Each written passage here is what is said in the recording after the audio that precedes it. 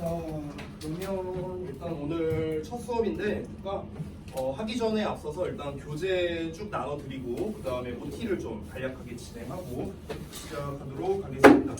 자, 일단 교재 좀 읽어줘 주십시오. 네, 여기 있습니다.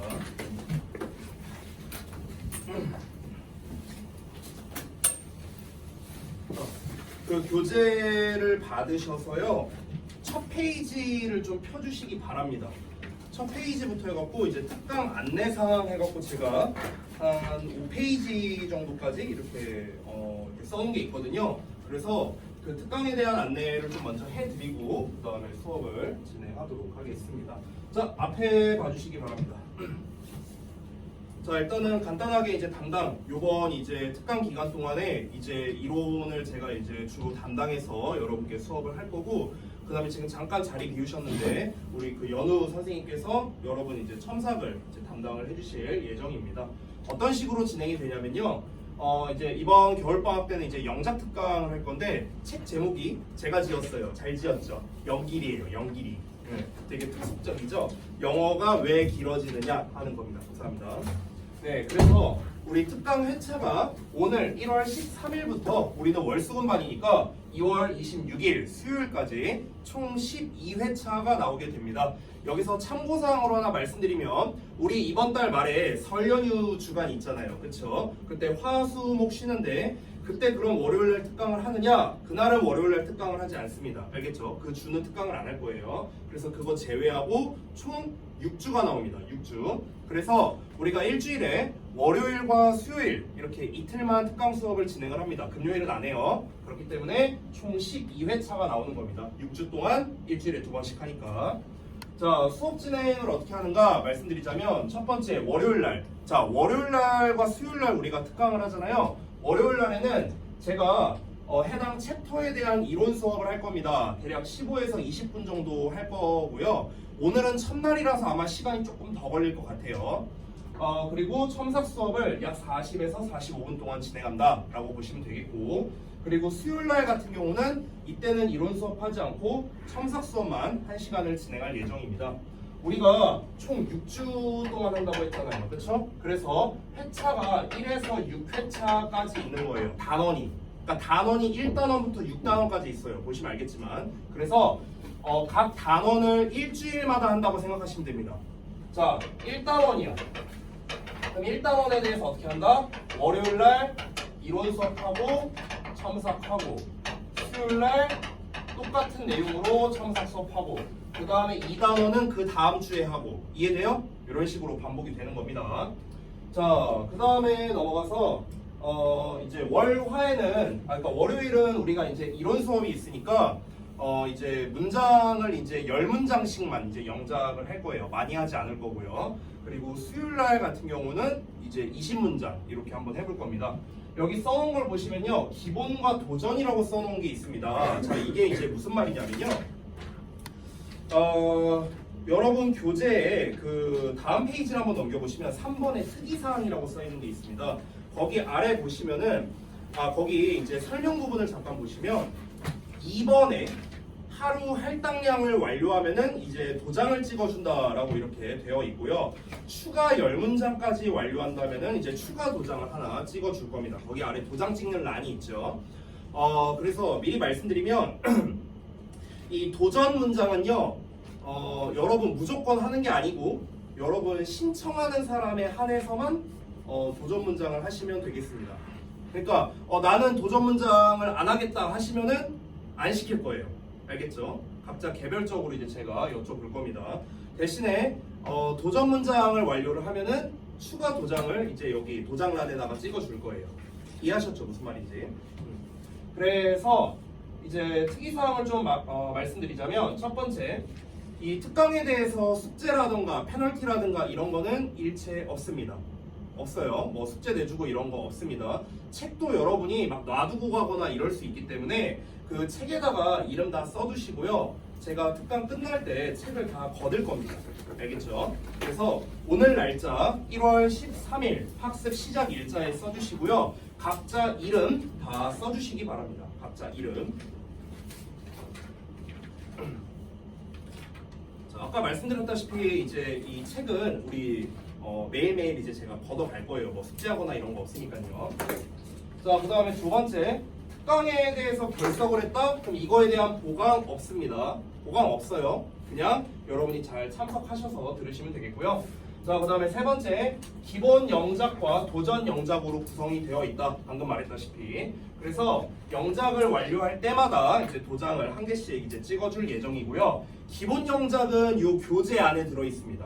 그리고 도전 영작은 요 교재 안에 없고요. 따로 프린트로 준비를 했습니다. 그래서 도전 영작 같은 경우는 이제 여러분이 완료하시고 난 다음에 그 월간 노트에다가 붙이시면 됩니다. 똑같이 1일 테스트처럼요. 자, 그래서 아까 말씀드렸다시피 하루 최대 받을 수 있는 이 도장의 개수는 2개예요. 기본 하나, 도전 하나 이렇게 되겠죠. 자, 그리고 우리가 아까 말했다시피 총 12회차를 진행한다고 했죠. 그래서 전부 다 합치면 최대 24개까지 획득이 가능합니다. 자, 그래서 이 도장 갖다가 뭘 하는 거냐면요. 페널티는 없고요. 상을 줄 거예요. 상을. 이번 특강 기간 동안에. 그래서 이렇게 좀 소소하게 좀 준비를 했습니다. 그래서 이제 24개면은 이제 한 번도 안 빠지고 다 받은 거예요. 기본과 도전을 다 받은 케이스가 되는데 이 경우에는 이렇게 상품을 이렇게 제가 해놨고요. 여러분 교재에도 제가 다 써놨거든요. 이 내용을요. 그래서 참고하시면 되겠습니다. 단어 페널티 면제권은 말 그대로예요. 한 번에 한해서 단어 페널티 면제할 수 있는 거를 하나 주도록 하겠습니다. 됐죠? 자, 그 다음에 이제 수업 컨셉을 좀 간략하게 말씀드리면, 아까 말했다시피 이제 영어 문장이 왜 길어지냐 이거예요. 이거 우리가 실제로 영작을 할 때 의외로 단어를 몰라서 틀리거나 이런 경우보다는요, 그러니까 길어서 영작을 못하는 경우가 좀 더 많아요. 그래서 왜 길어지는지에 대한 초점을 맞춰서 이제 교재를 구성을 했습니다. 그래서 일단 그 이론 내용을 제가 이제 설명을 하고 그걸 이제 직접 점차적으로 늘려나가면서 영작을 해보는 이런 연습을 해볼 예정입니다. 자, 그래서 지금까지 아주 간단하게 OT를 진행했는데 혹시 요 관련해서 질문사항이 있습니까? 아까 주연이가 질문한 것 좀 답변해 줄게요. 그 일정 관련된 건데요. 자, 잘 들으세요. 월요일과 수요일날, 금요일날까지 다 나눠서 설명드릴게요. 자, 우리가 3시 25분까지 등원하죠? 수요일도 똑같이. 금요일은 특강을 안 하기 때문에 여러분 원래 등원하는 시간이 5시까지 등원하시면 됩니다. 이거 다 안내 나갔었어요. 한 번 더 얘기하는 거예요.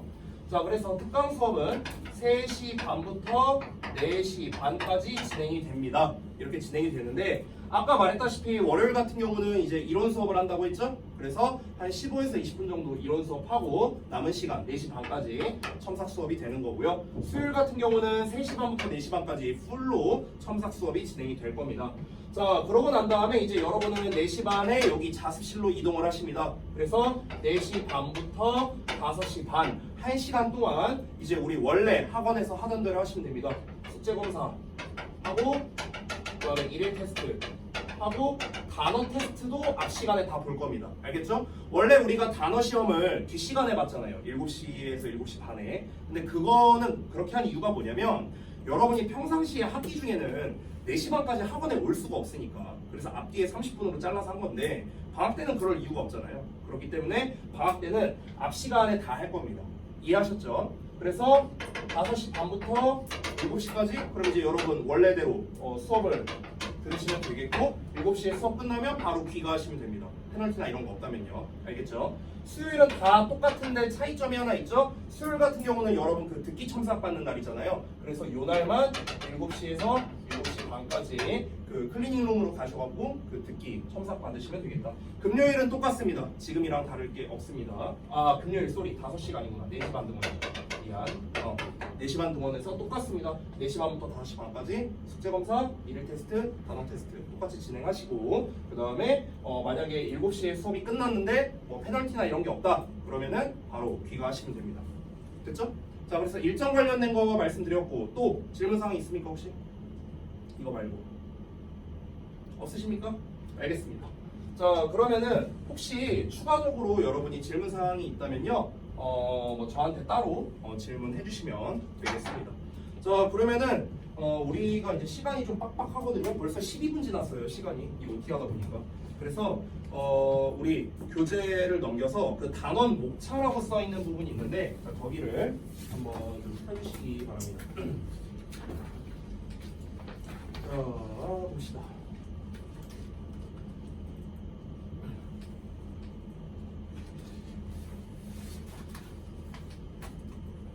이 교재는 총 2권으로 구성되어 있는데요. 일단 지금 여러분께 드린 교재가 연기리 볼륨 1 교재입니다. 그래서 이제 시즌 1 교재고요. 그래서 유닛이 총 6개인데 6개 중에서 딱 3개 단원이 여기에 실려 있습니다. 여기까지 있고요. 이렇게 이론편과 실전편으로 나뉘어져 있습니다. 자, 그 다음 페이지를 한번 넘겨갖고 이제 이론이 되는 가장 기본적인 부분 여기를 이제 좀 진행을 하려고 하는데요. 아까 말했다시피 오늘 첫 수업이다 보니까 이 이론 내용이 오늘은 조금 길 수도 있어요. 그래서 제가 조금 빨리 할 거거든요. 속도를요. 그래서 여러분께서 집중하셔서 잘 들어주시면 감사하겠습니다. 자, 가보도록 할게요. 준비들 되셨죠? 자, 첫 번째 이론편부터 보겠습니다. 자, 영작법에 대한 가장 기본부터 진행하도록 할게요. 자, 일단 첫 번째 우리가 이제 영어로 작문을 할 때 어려워하는 이유가 뭐냐면요. 언어 구조가 다르기 때문에 그렇거든요.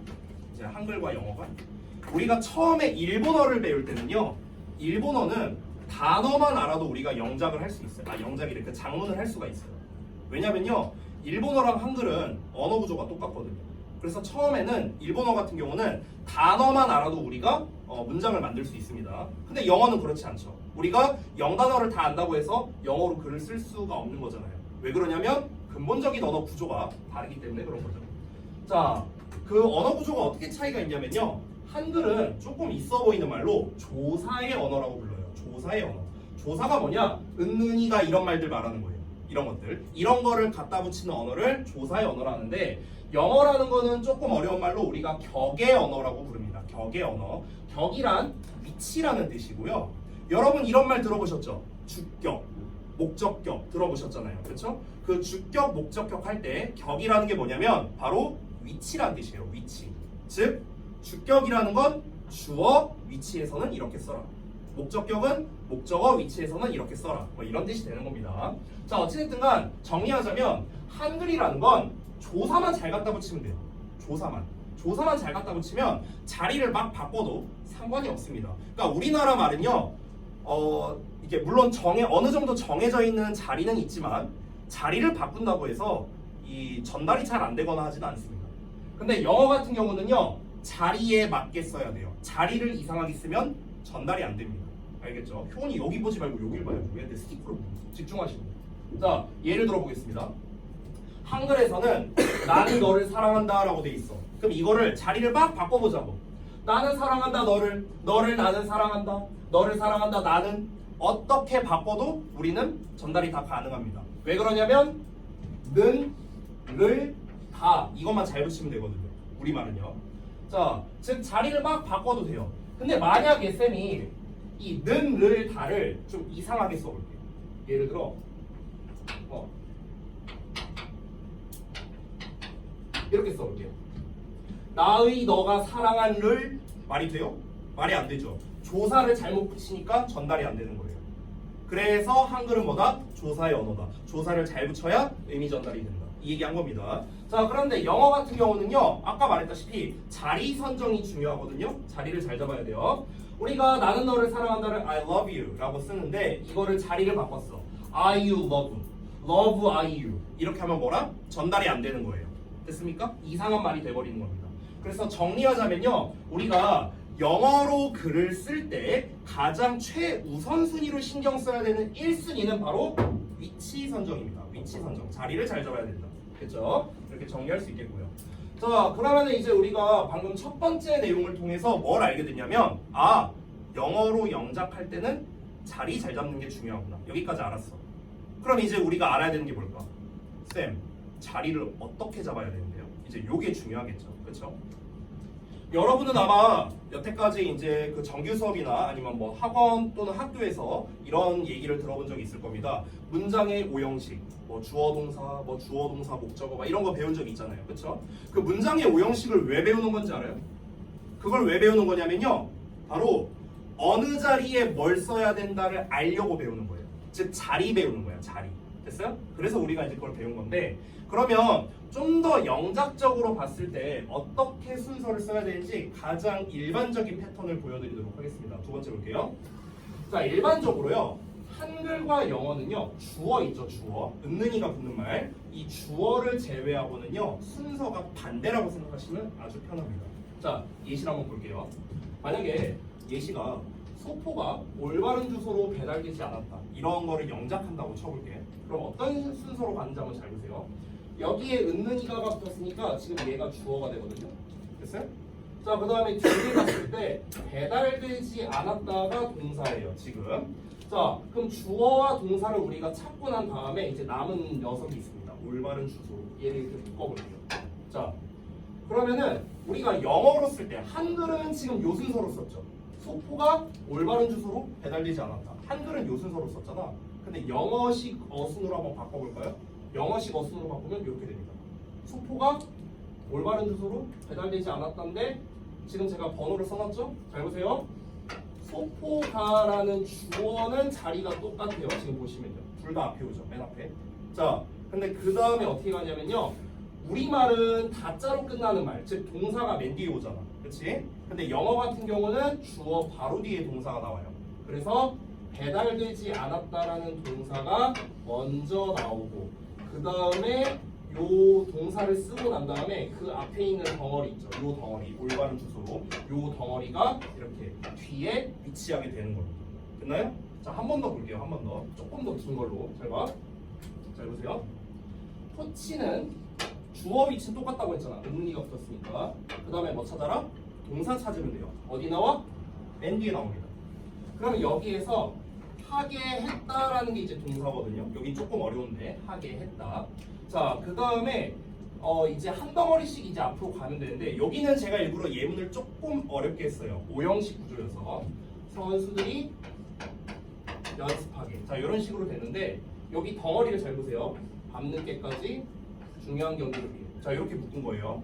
자, 그러면은 지금 요 순서를 보시면요. 어떻다? 주어는 똑같이 문장 맨 앞에 써줍니다. 주어는 똑같이.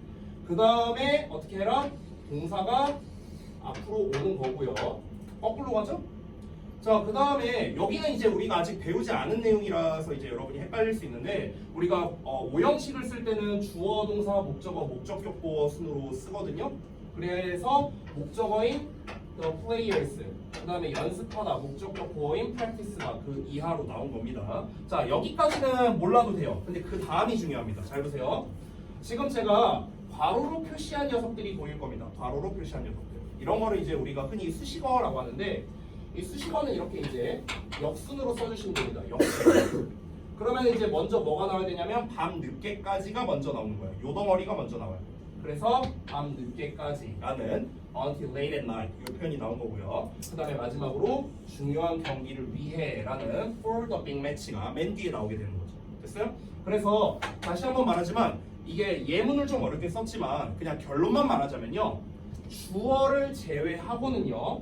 어순이 반대라고 생각하면 됩니다. 다시. 즉 이렇게 갑니다. 영어 여기다가 좀 살짝 써주세요. 영어식 어순은요. 주어, 동사, 목적어 이런 식으로 가잖아요. 그렇죠? 근데 한글 같은 경우는 반대예요. 반대.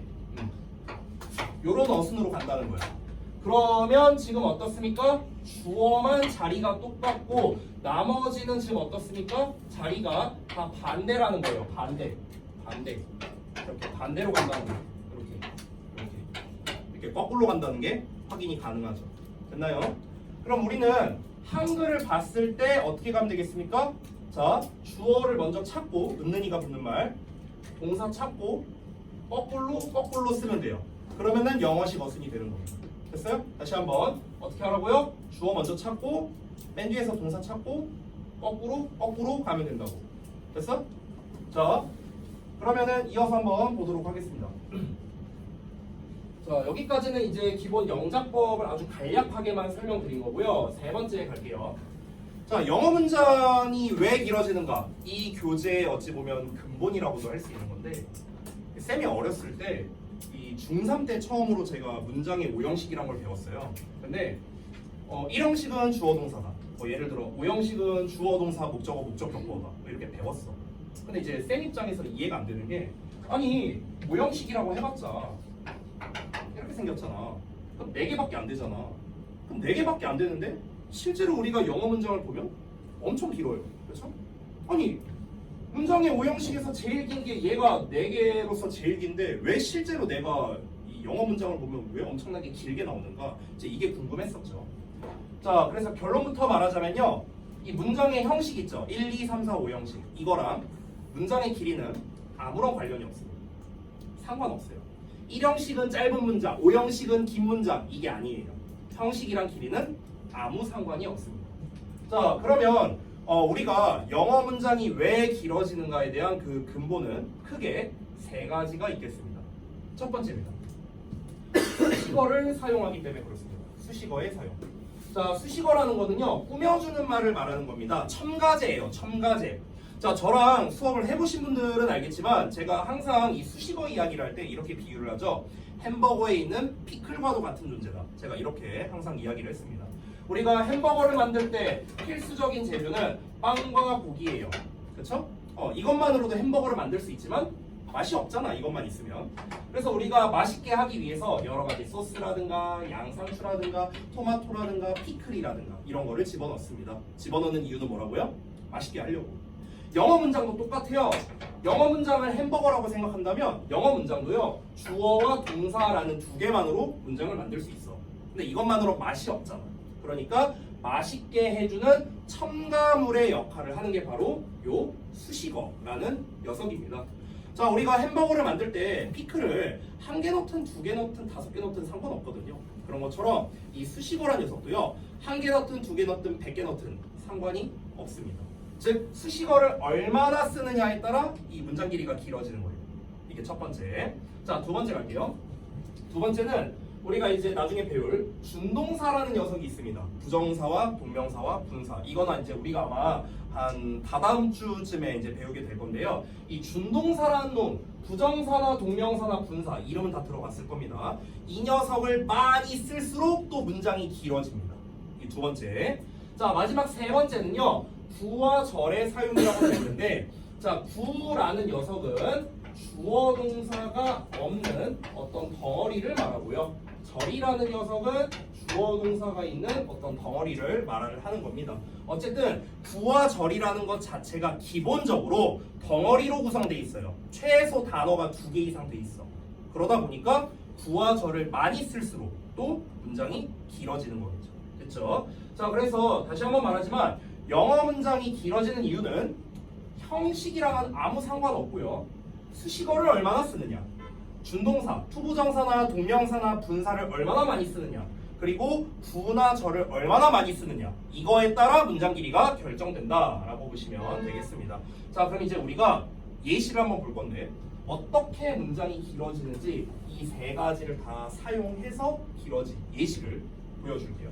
자, 첫 번째부터 보겠습니다. 아주 기본부터. 소년이 축구를 한다. 이거 영작 못하는 사람은 아마 없을 겁니다. The boy plays soccer. 아주 쉽죠, 그렇죠? 자, 그런데 이제 쌤이 어떻게 할 거냐면 이거 하나씩 집어넣어 볼 거예요. 하나씩 집어넣으면서 어떻게 되는지 잘 보세요. 두 번째, 자, 첫 번째는 뭐 할 거냐면요, 수식어를 추가할 겁니다. 수식어를 어떻게 추가했냐면 The young boy enthusiastically 이런 식으로 수식어를 넣었어요. 지금 제가 이렇게 밑줄 친 부분들 있죠? 이게 다 수식어라 생각하면 돼요. 알겠죠? 이걸로 인해 다 길어진 겁니다. 원래는 소년이 축구를 한다는데 어린 소년이 열정적으로 축구를 한다. 이러면서 단어가 추가됐죠. 그렇죠? 길어졌어요. 자, 그 다음에 두 번째, 준동사라는 놈이 추가됐습니다. 여기서는 이제 아직 안 배웠지만 분사 구문이라는 놈이 있어요. 그게 바로 여기에 해당되는 겁니다. 이만큼 길어졌어요. 됐어? 자, 또 이번에는 구를 추가해 볼게요. 구, 전치사의 명사라는 구를 한번 추가해 보겠습니다. 자, 여기는 기존에 추가됐던 부분입니다. 여기 기존에 추가됐던 부분에다가 여기에 with, 전치사의 명사, 또 전치사의 명사 이렇게 추가하니까 또 문장이 길어졌어요. 됐어요? 자, 그 다음에 마지막으로 절이라는 녀석, 주어 동사가 있는 덩어리, 이 절이라는 녀석이 이렇게 추가가 되니까 또 엄청나게 길어졌습니다. 여러분 잘 보시면요, 원래 문장은 The boy played soccer, 이게 다였어요. 이게 다였죠. 근데 지금 보시면 제가 밑줄 쳐놓은 부분들 보이시죠? 밑줄 쳐놓은 부분들 이렇게, 이게 뭡니까? 전부 다 수식어예요. 전부 다. 됐어? 전부 다 수식어고 이런 말들을 많이 쓰면 쓸수록 문장이 길어지는 거다. 이렇게 볼 수 있겠습니다. 되셨나요? 자, 그러면 이제 우리가 반대로 이 영작을 할 때는요, 가장 기본이 되는 이런 거 있죠. 소년이 한다, 축구를.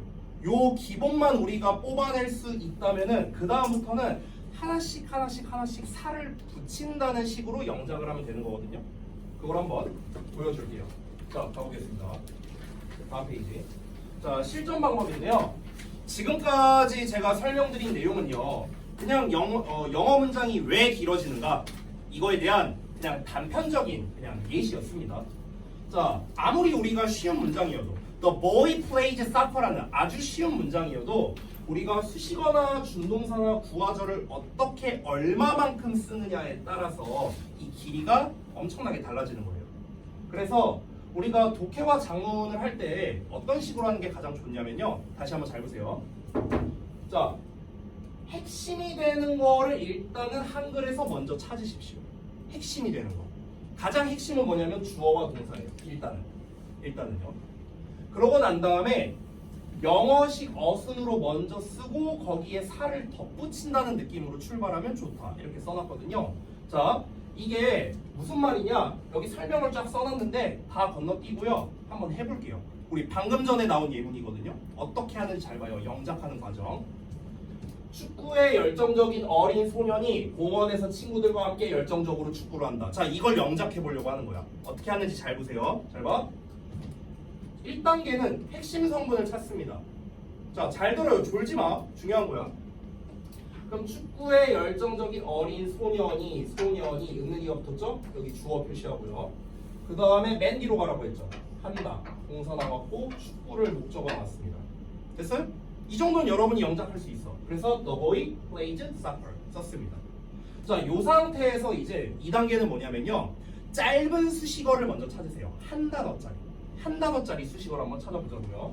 자, 그러면은 한 단어짜리 수식어가 바로 어떤 거냐? 여기에 나와 있는 어린 소년, 열정적으로 한다, 이런 것들, 이런 게 바로 이제 한 단어짜리 수식어입니다. 자, 여기서 제가 좀 추가로 쓰고 싶은 게 있는데 오른쪽에 좀 써주세요. 자, 이 한 단어짜리 수식어는요, 그 앞에다가 쓰면 됩니다. 앞에다가. 그러니까 수식 받는 대상 앞에다가 사용하면 됩니다. 됐어요? 그럼 잘 봐봐. 어린 소년이야. 어린이 소년을 꾸며주죠. 그래서 영이 보이를 꾸며주는 겁니다. 됐어요? 앞에다가 쓴 거야. 열정적으로 축구가 아니라 열정적으로 한다가 되겠죠. 열정적으로 한다. 됐어요? 그래서 한다라는 말을 꾸며주기 때문에 이 plays라는 말을 enthusiastically가 이렇게 앞에서 뒤로 꾸며주는 겁니다. 됐어요? 지금 보시다시피 수식받는 대상 앞에다가 쓴다라고 생각하면 됩니다. 한 단어짜리는요. 자, 그 다음에 3단계 어떻게 하면 되겠느냐? 덩어리화 합니다. 덩어리화가 어떻게 되는지 한번 볼까요? 자, 다시 잘 봐. 그럼 일단 어린 소년이 주어 찾았고 축구를 한다. 열정적으로 여기까지 다 찾았어요. 이 열정적으로는 이제 한다를 꾸며주는 거죠. 이렇게 됐습니다. 그럼 이제 남은 말들 있잖아요. 남은 말들. 축구에 열정적인, 공원에서 친구들과 함께, 이런 애들이 남아 있어요. 그럼 이걸 어떻게 하냐면 다 덩어리로 묶어버려요. 이렇게. 자, 덩어리화 했습니다. 그러고 난 다음에 잘 보십시오. 자, 여기서 잘 보세요. 여기 주어를 보면은요, 주어가 지금 한글 주어가 맨 앞에 나온 게 아니라 앞에 뭐가 있죠. 지금 축구에 열정적인 이런 말이 있죠. 여기 보시면요, 여기 니은자 받침 보이세요? 니은자 받침, 축구에 열정적인, 이렇게 니은자 받침인 애가 바로 형용사거든요. 형용사. 그래서 얘가 지금 이렇게 꾸며주는 거예요. 됐어요? 자, 그러면 순서를 어떻게 가는지 잘 보십시오. 제가 쓰는 거 잘 보세요. 언제나 영어에서는 뭐부터 써라? 주어부터 쓰는 겁니다. 주어부터. 됐어? 자, 그럼 주어부터 써볼게. 어린 소년이니까 너 young boy 썼어. 자, 그 다음에 원래 뭐 써야 돼? 원래는 동사를 써야 되잖아. 그치? 원래대로라면. 그런데 지금 여기에서 어린 소년이를 꾸며주는 게 얘가 꾸며주고 있죠. 축구의 열정적인. 그쵸? 그러면은 얘를 먼저 써주는 거예요. 요 덩어리를. 됐어? 그래서 축구의 열정적인이 바로 여기 who is passionate about soccer 요 부분이 되는 겁니다. 그쵸? 자, 여기까지 쓴 거예요. 지금 여기까지. 자, 그 다음에 어떻게 하라고요? 잘 보세요. 잘 보세요. 동사 쓰고 근데 얘가 동사를 꾸며주니까 얘를 먼저 써야겠죠. 열정적으로 쓰고 한다 쓰고 목적어 쓰고 여기까지 썼어요. 여기까지 왔어? 그 다음에 덩어리별로 역순으로 가면 되는 거예요. 덩어리별로 역순. 됐니? 그러면 다시 한번 동사를 썼어. 플레이즈를 썼는데 지금 열정적으로가 얘, 한 단어가 얘를 꾸며주니까 앞에다가 썼습니다. 아까 말한 대로. 여기까지 왔어요? 그러고 난 다음에 목적어인 축구를 을붙는 말 soccer 쓰고요. 그 다음에 역순으로 간 게 뭡니까? 친구들과 함께. 얘가 먼저 나왔죠. 그래서 친구들과 함께 with his friends 쓴 거고 마지막 덩어리가 공원에서죠. 그래서 공원에서 in the park 써주면서 끝난 겁니다. 됐나요? 아까 말했다시피 우리가 어떤 식으로 영작해라? 한글 나와 있으면은 주어 찾고 동사 찾고 역순으로 가는 게 기본이라고요. 일단은 이게 기본이다. 되셨나요? 자, 여기까지가 이제 우리가 기본적으로 한번 연습을 해본 건데요. 자, 그 기본에 해당하는 부분이 있습니다. 바로 다음 페이지에. 그러면은 지금 처음부터 여러분이 바로 하기는 조금 어려울 수 있으니까 제가요 한 3번 정도? 3번 정도까지만 좀 같이 해드릴 테니까 나머지는 여러분이 한번 직접 해보시기 바랍니다. 알겠죠? 자, 한번 봐봐. 기본에는요 쌤이 전부 다 이렇게 밑줄로 표시해 놨습니다. 자, 이따가 쓸 시간 줄 테니까 앞에만 보세요. 앞에만. 자, 보십시다. 너무 쉽잖아. 고양이가 잔다요. 그럼 고양이가 은은이가 하는 말 나왔으니까 여기 주어 나오고 잔다 동사 나왔습니다. 그럼 어떻게? 주어 먼저 쓰고 그 다음에 동사 쓰면 되겠죠. 너무 쉽잖아. 그렇죠? 자, 이 상태에서 이제 확장됐어요. 어떻게 확장됐어? 고양이가 잔다 똑같은데 침대 위에서란 말이 확장이 됐죠. 좀 잘 보세요. 주어 나오고 동사 썼어. 그 다음에 뭘 쓰라고요? 역순으로 가라고. 역순으로. 됐어? 그럼 어떻게 가면 돼요? cat, 잔다, sleeps. 그 다음에 역순으로 침대 위에서 쓰면 되겠죠. 그래서 침대 위에서 on the bed 이렇게 가면 되는 거야. 할 수 있겠어요? 어렵지 않죠? 자, 3번은 그럼 어떤 순서로 가면 될까? 3번은 고양이가 잔다야. 역순, 침대 위에서. 그 다음에 구석에 있는 요 순서로 가면 되는 거야. 오케이? 4번은 어떻게 하면 돼? 고양이가 잔다. 침대 위에서. 구석에 있는. 따뜻하게 있으려고. 됐어? 요 순서라고요. 하실 수 있겠죠? 됐어요? 요 순서로 그냥 쓰면 되는 거야. 고양이가 잔다. 침대 위에서. 구석에 있는. 따뜻하게 있으려고. 됐니? 요 순서로. 5번도 똑같습니다. 문장이 많이 길어졌죠? 자, 잘 보세요.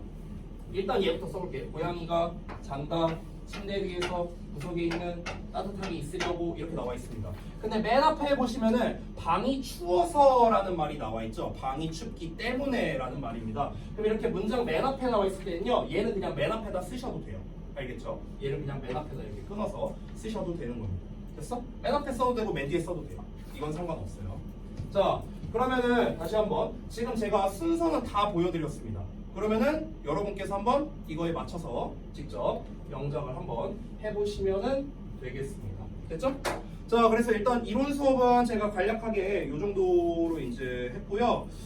이제 상세한 거는 우리 그 연우 선생님이 이제 여러분께 이제 직접 이제 지도를 해드릴 겁니다.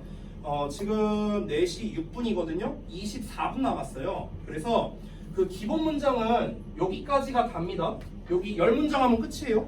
근데 심지어 지금 제가 1, 2, 3, 4, 5번은 다 해줬잖아요. 사실상. 그렇죠?